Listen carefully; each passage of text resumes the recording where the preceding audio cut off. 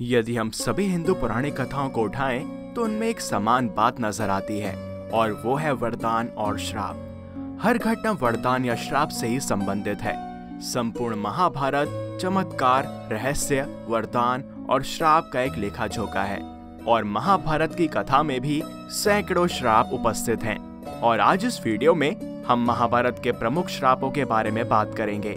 लेकिन आगे बढ़ने से पहले आप चैनल को सब्सक्राइब और बेल आइकन को प्रेस जरूर कर लें और बोलें जय श्री कृष्ण। अंबा का भीष्म को दिया श्राप। भीष्म को इच्छा मृत्यु का वरदान प्राप्त था और इस कारण उन्हें कोई भी हरा नहीं सकता था। माता सत्यवती की आज्ञा का पालन करते हुए भीष्म ने बलपूर्वक काशी राज की 3 पुत्रियों को सत्यवती और शांतनु पुत्र विचित्रवीर्य से विवाह कराने के लिए जीत लिया। अंबा ने भीष्म को यह बताया कि वे राजा शाल्व से प्रेम करती हैं। यह सुनकर भीष्म ने उन्हें वापस भेज दिया। अंबा जब शाल्व के पास गईं, तो उसने यह कहकर उन्हें ठुकरा दिया कि वो दान में मिली अंबा को स्वीकार नहीं कर सकता। अपमानित अंबा ने भीष्म से विवाह करने का प्रस्ताव रखा, परंतु ब्रह्मचारी रहने का वचन ले चुके भीष्म ने अंबा को स्वीकार नहीं किया।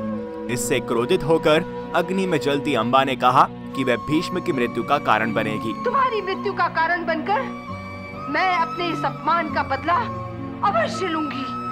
भीष्म को पिछले जन्म का मिला श्राप। एक बार द्यू नाम के वसु ने वशिष्ठ ऋषि की कामधेनु गाय का हरण कर लिया, जिसमें उसका साथ बाकी सभी वसुओं ने दिया था।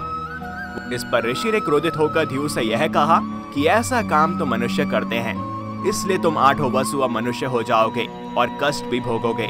जब सब वसुओं ने क्षमा मांगी, तब उन्होंने कहा कि 7 वसु मनुष्य योनि से तुरंत मुक्त हो जाएंगे, लेकिन यह द्यू नामक वसु मनुष्य बनकर आजीवन कष्ट भोगेगा। इसी श्राप के कारण गंगा ने अपने 7 पुत्रों को तुरंत मनुष्य योनि से मुक्त करा दिया था, परंतु उनके और महाराज शांतनु के 8वें पुत्र को जीवन भर कष्ट भोगने पड़े। ये 8वां पुत्र और कोई नहीं बल्कि भीष्म पितामह थे। महाराज पांडु को श्राप। कुंती के पति महाराज पांडु एक बार वन में शिकार खेलने गए। उस जंगल में हिरण के रूप में एक ऋषि दंपत्ति विहार कर रहा था। पांडु ने अपने तीर से हिरणों के जोड़े को मार गिराया, जिसके बाद वह हिरणों का जोड़ा अपने वास्तविक रूप में आ गया। ऋषि दंपत्ति ने मरते मरते पांडु को यह श्राप दिया कि राजन, अपनी पत्नी के साथ काम कीड़ा करते हुए ही तुम्हारी मृत्यु हो जाएगी।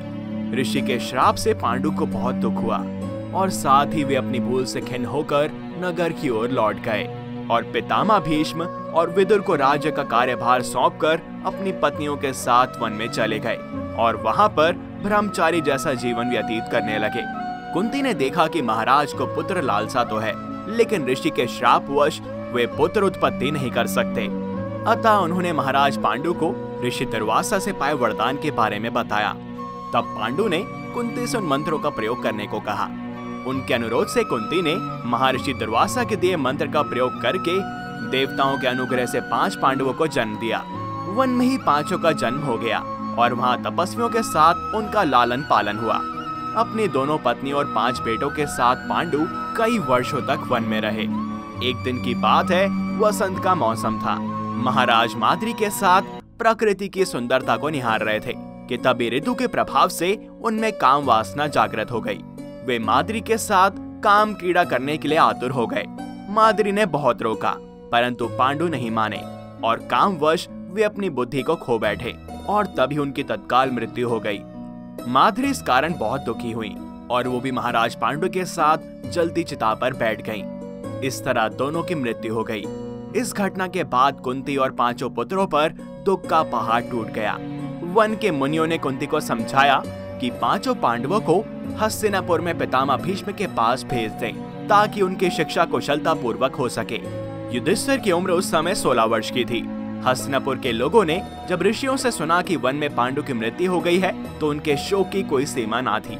पितामह भीष्म, विदुर आदि स्वजनों ने यथाविधि पांडु का श्राद्ध कर्म किया। कर्ण को श्राप। महावीर कर्ण के बिना महाभारत युद्ध की कल्पना भी नहीं की जा सकती। साथ ही इस बात से भी इनकार नहीं किया जा सकता कि कौरवों के सेनापति कर्ण अपने प्रतिद्वंदी अर्जुन से भी बड़े धनुर्धर थे, जिसकी प्रशंसा स्वयं भगवान श्री कृष्ण ने भी की थी।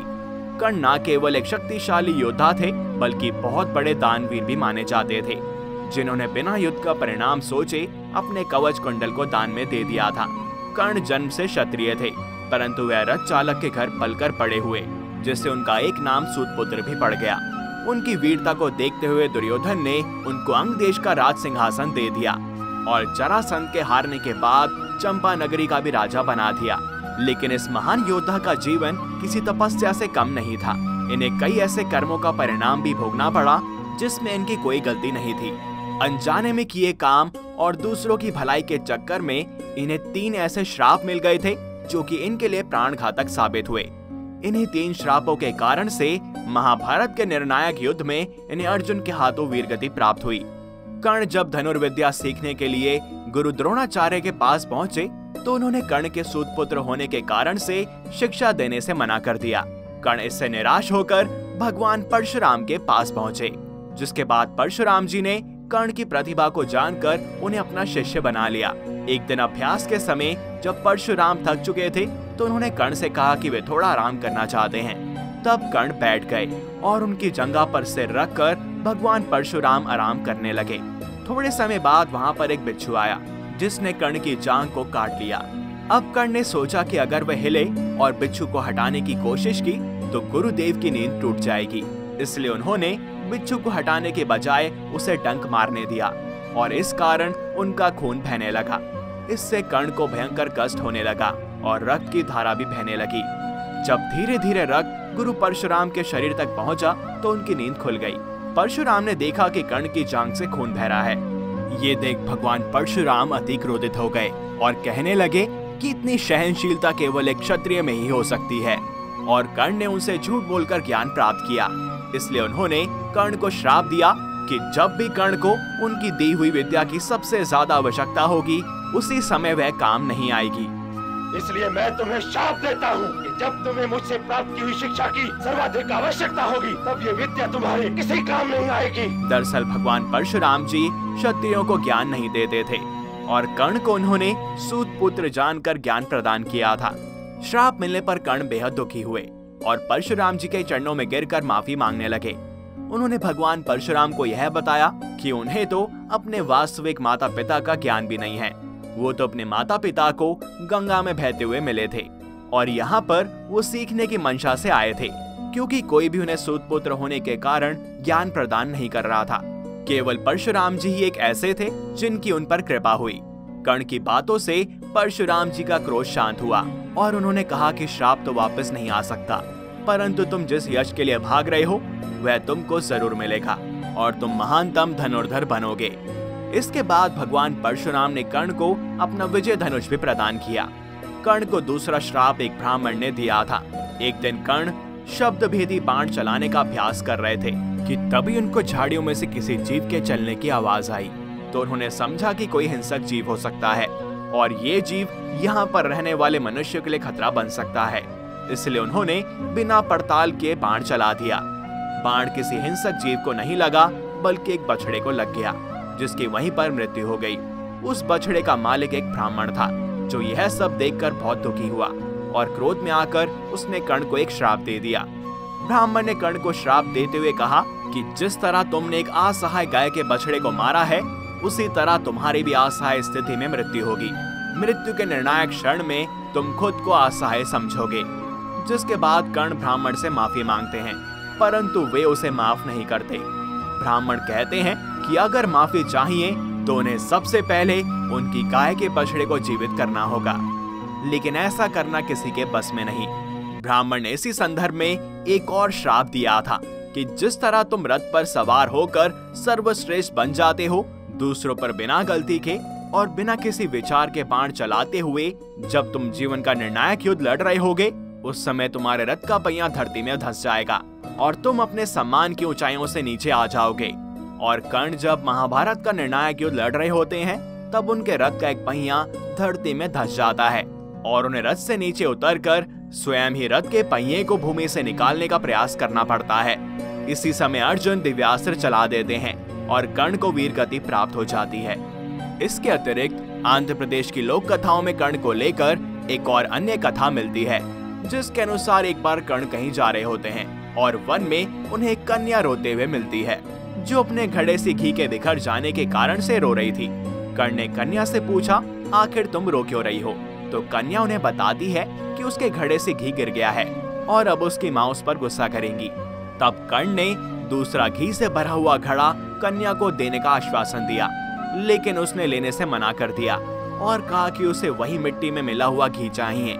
कर्ण ने घी युक्त मिट्टी को अपनी मुट्ठी में ले लिया और उसे निचोड़ने लगे। जब कर्ण ऐसा कर रहे थे तब एक महिला की कराहती हुई आवाज सुनाई दी और जब कर्ण ने अपनी मुट्ठी खोलकर देखा तो धरती माता को वहां पर पाया। पीड़ा से क्रोधित होकर धरती माता ने कर्ण की आलोचना की और उन्हें श्राप दिया कि जिस तरह तुमने मुझे पीड़ा दी है उसी तरह निर्णायक युद्ध में मैं भी तुम्हारे रथ के पहियों को जकड़ लूंगी। राजा परीक्षित को श्राप। एक बार राजा परीक्षित अखेट हेतु वन में गए।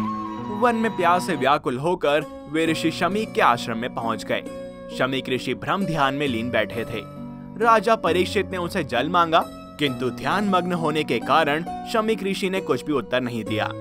इस पर राजन को ऋषि पर बहुत क्रोध आया और तब उन्होंने पास ही पड़े हुए एक मृत सर्प को अपने धनुष की नोक से उठाकर ऋषि के गले में डाल दिया और अपने नगर की ओर वापस चले गए। और फिर वहां पर शमीक ऋषि के पुत्र ऋषि रिंगी आ पहुंचे और जब उन्हें अपने पिता के अपमान का पता चला तो उन्होंने तुरंत ही कमंडल से अपनी अंजलि में जल लेकर तथा उसे मंत्रों से अभिमंत्रित करके राजा परीक्षित को यह श्राप दे दिया कि जा तुझे आज से 7वें दिन तक शब सर्प डसेगा। इस वीडियो में हमने केवल 5 श्रापों की बात की है। शेष 5 के बारे में हम अपनी अगली वीडियो में बात करेंगे। तो अगर आप उन श्रापों के बारे में जानना चाहते हैं तो हमारे चैनल के साथ जुड़े रहें और इसके लिए आप सब्सक्राइब बटन को प्रेस कर लीजिए और बेल आइकन को भी दबा लीजिए, जिससे कि आपको हमारे आने वाले वीडियोस के बारे में पता चलता रहे।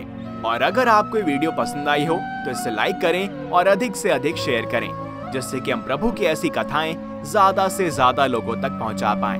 मिलते हैं आपसे अगली वीडियो में और भी अद्भुत कथाओं के साथ। तब तक के लिए हरिओम।